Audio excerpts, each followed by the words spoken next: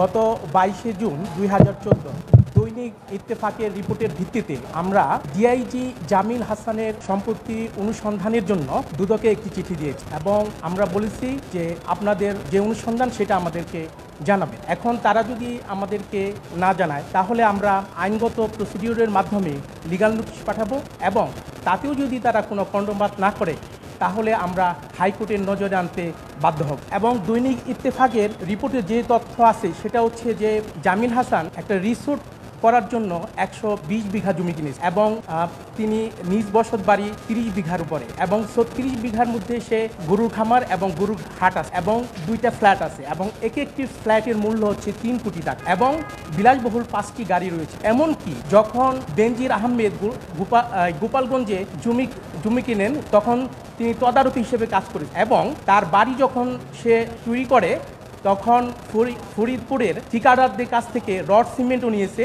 এই ধরনের অভিযোগ আছে। তো আমরা আশা করব যে সঠিক তদন্তের মাধ্যমে এই জিনিসগুলো উঠে আসবে।